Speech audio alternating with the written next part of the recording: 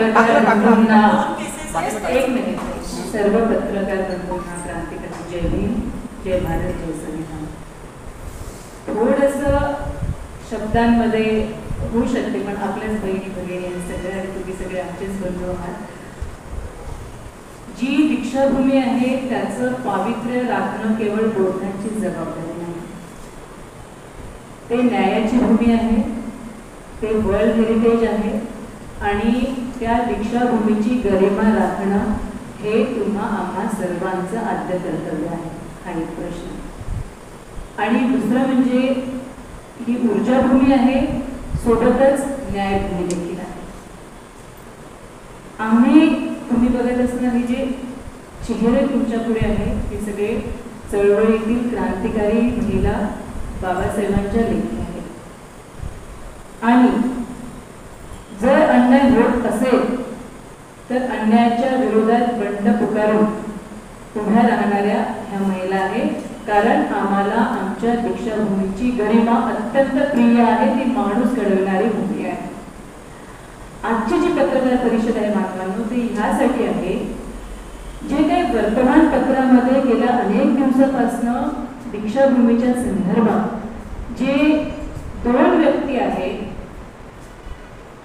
ज्यांना कायदेशीररित्या ऑथॉरिटी नाही आहे, अशा दोन व्यक्ती संदर्भात छापून येत आहे. आणि त्याच्यामुळे दीक्षाभूमीची प्रतिमा, कारण दीक्षाभूमी नाव येतं, आणि जर तुम्ही प्रॉस्पेक्टस चेक करणार महाविद्यालयाचं तर डॉक्टर बाबासाहेब आंबेडकर कॉलेज दीक्षाभूमी असं लिहिलेलं आहे.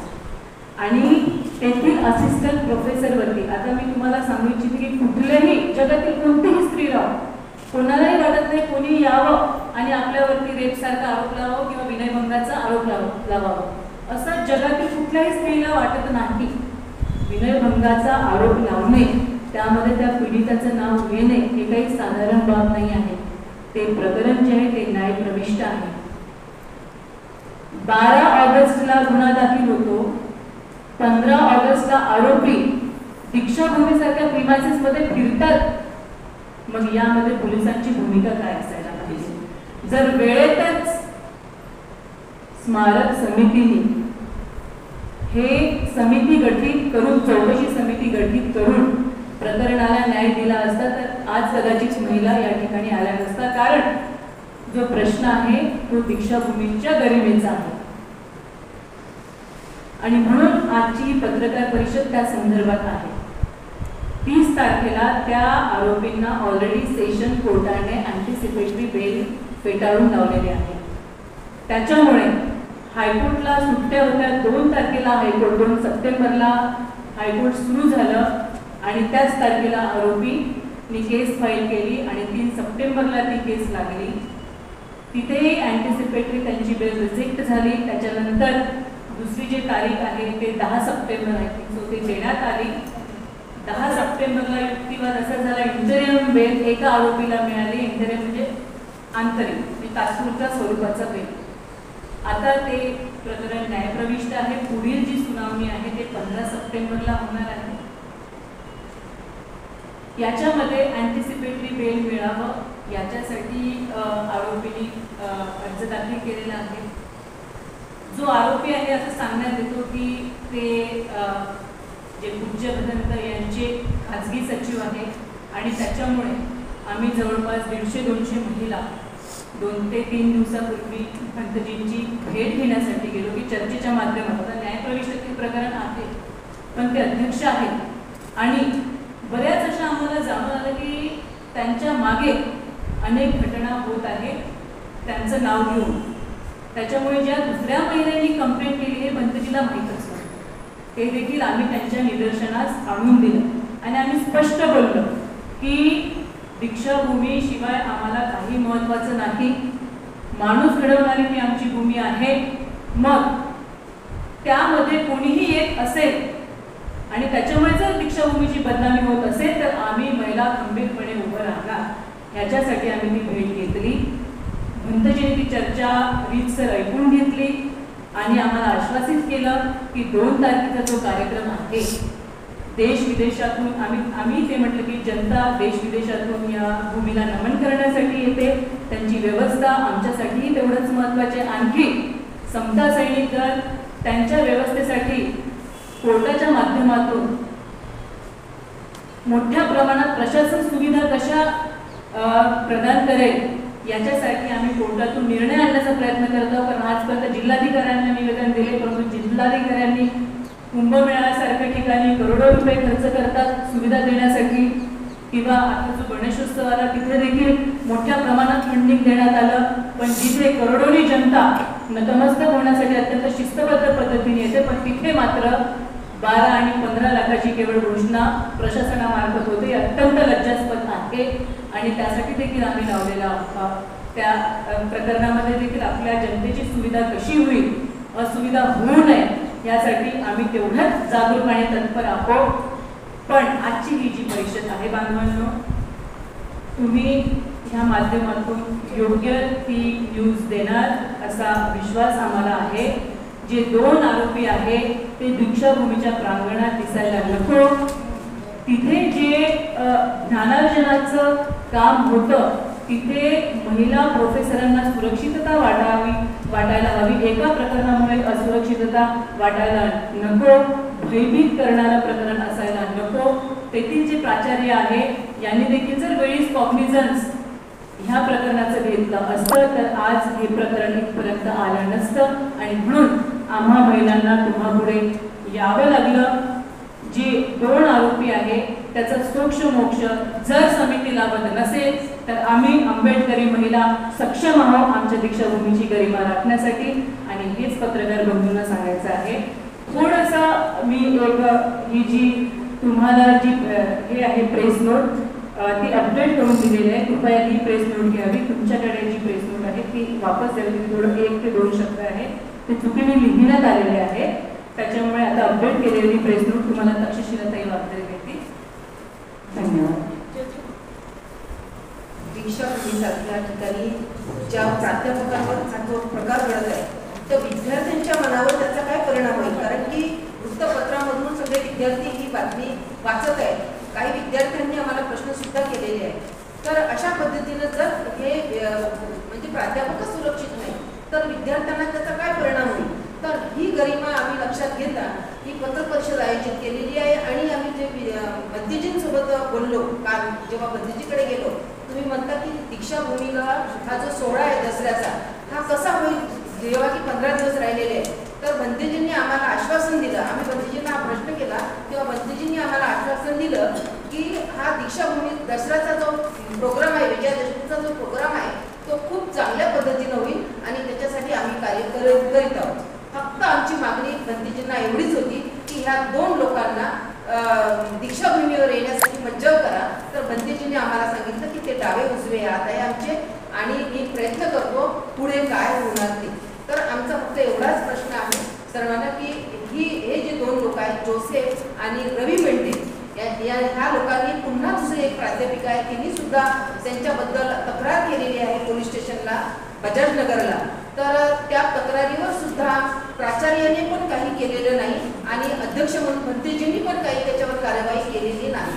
तर आमचा प्रश्न आहे की एक प्राध्यापिका झाली दुसऱ्या प्राध्यापिकाची जेव्हा अशी तक्रार येते आणि दिवसेंदिवस एक गुन्हेगारी वाढत आहे तर याच्यासाठी काहीतरी त्या समितीमध्ये व्हायला पाहिजे आणि समितीने याच्यावर विचार करायला पाहिजे. फुलझेले साहेबांनी सुद्धा याच्यावर विचार करायला पाहिजे कारण की ते सुद्धा सचिव आहेत तिथले. तर त्यांनी विचार करायला पाहिजे. या माध्यमातून आम्ही त्यांना सुद्धा भेटलो. तर ह्या सगळ्या गोष्टी सचिवांमार्फत आणि सगळ्या दीक्षाभूमीच्या समितीच्या मार्फत बंदीजींनी सुद्धा करायला पाहिजे. ही बातमी चांगल्या पद्धतीने तुमच्या प्रेसमधून आली पाहिजे एवढीच आम्ही अपेक्षा करतो. 22 लोकांनी पत्र दिलेलं होतं. 22 लोकांनी पत्र सुद्धा स्वीकारलं नाही. त्या कर्मचारी महिलांनी महिला आयोगाकडे दिली असेल. पीडितेने केली असेल त्याची आयडिया आम्हाला कल्पना नाही पण पीडितेने बहुतेक केली असावी. आपण त्या पीडितेची भेट घेतलीच नव्हतं. आम्ही कोर्टात भेटलो त्यांना. आम्ही जेव्हा हे प्रकरण उचलून घेतलं आम्ही कोर्टात भेटलो आणि आम्हाला जे जे अनुभव आले आतापर्यंत नाही आहे पण आम्ही कोर्टामध्ये जेव्हा ती तारीख होती आम्ही जे पाहिलं त्यावेळेस आम्ही कोर्टामध्ये जाताना आम्ही उपस्थित राहिलो. प्रत्येक म्हणजे जेवढ्या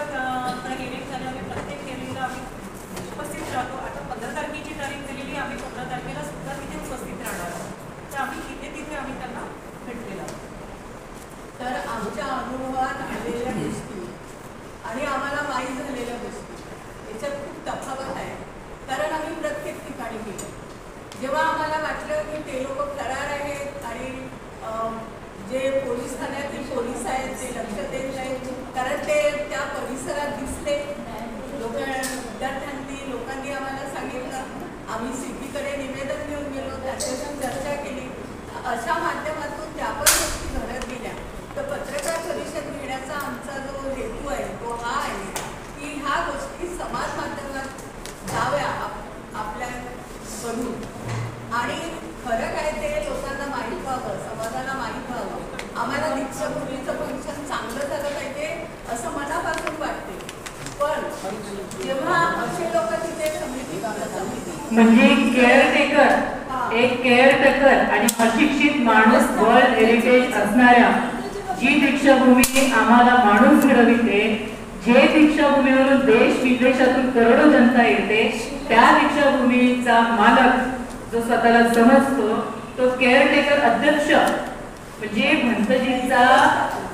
भंतजी अध्यक्ष आहे, त्याचा जो केअरटेकर जो स्वतःला अध्यक्ष समजतो आणि त्याच्यावरती हे असे चार्जेस आहेत, हे मला तरी वाटतं तुमच्या पत्रकार बंधूंना देखील हे योग्य वाटणार नाही. आणि म्हणून त्यासाठी आमचा हा लढा आहे. आम्ही कोर्टमध्ये जातो ते दीक्षाभूमीची गरिमा राखण्यासाठी जातो. आणि उरला प्रश्न अरुण जोसेफ हा रिटायर्ड व्यक्ती आहे. तो अकाउंटंट त्या ठिकाणी होता. रिटायर झाल्यानंतर देखील 3 वर्ष झाले ते दीक्षाभूमीच्या संदर्भात आता स्टॉल अलॉटमेंट होते तेव्हा मला अनेक कंप्लेंट्स येतात.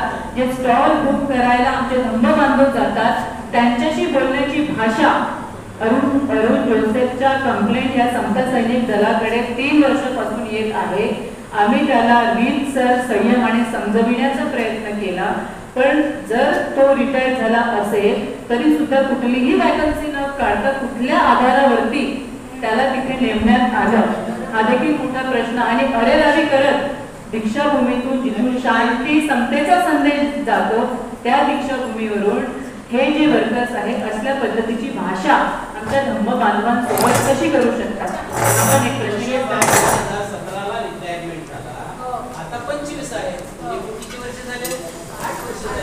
8 वर्षापर्यंत आपण काहीच वाटावर आवाज उठवला नाही. आपण निवेदन दिलेले फारच छान प्रश्न विचारला दादा, उत्तर देते, माझ्याकडे उत्तर आहे.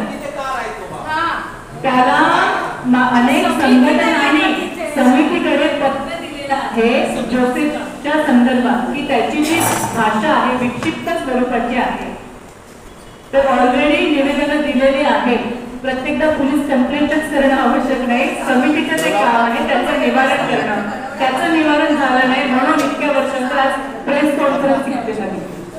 धन्यवाद. आपण सगळ्या पत्रकार बंधू या ठिकाणी आले.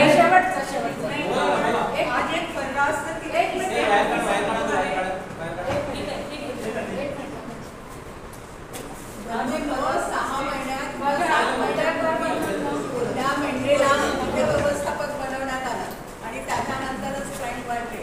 काही लोकांना क्षुल्लक कारणावरून 16-17 लोकांना घरी बसवण्यात आलं. ही पण एक चिंतेची बाब आहे.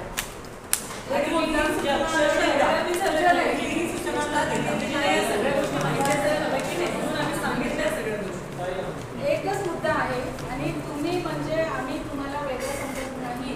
तुम्ही आमचे बंधू आणि तुम्ही आम्हाला अनेक आंदोलनामध्ये चळवळीमध्ये आम्हाला बघितलं. त्याचं नंतरचे जर तुम्ही प्रश्न विचाराल त्याचे पण उत्तर आहेत, पण आज आपण वेगळ्या विषयावर आहे. मला एक सांगा की संविधानाने कायद्याचं संरक्षण महिलांना दिलं. आज आम्ही पोलीसमध्ये बजाजनगर पोलीस स्टेशनमध्ये उच्च शिक्षित प्राध्यापिकेला 3दा जावं लागते. हा आमच्यासाठी किती मोठ्या शर्मेची गोष्ट आहे की एखाद्या मुलीला जर विनयभंग झाला, कुठल्या प्रकारे जर तिचं मानहानी झाली, ती जर बजाजनगर पोलीस स्टेशनमध्ये जाते तर तिची तक्रार घेतली जात नाही, संबंधिताच्या संदर्भामध्ये FIR होत नाही. ही किती मोठी शकांतिका या देशामध्ये. दुसरं म्हणजे जर एखाद्या स्लम एरियामध्ये जर एका उच्च शिक्षित महिलेला अशा प्रकारे 3दा जावं लागते आणि शेवटी तक्रार दाखल होत नाही म्हणून ती राखीच्या दिवशी पोलीस आयुक्तांकडे त्या महिलेला जावं लागतं, तर सामान्य महिलेचं काय केव्हा हे तर मला सांगा तुम्ही. हे तुम्हाला तरी पडण्याउद्या आमची बहीण आपल्या समाजामध्ये अशा प्रकारचे अनेक जे विकृत प्रकार घडतात त्या त्यासाठी जर महिला पोलीस स्टेशनमध्ये जर जात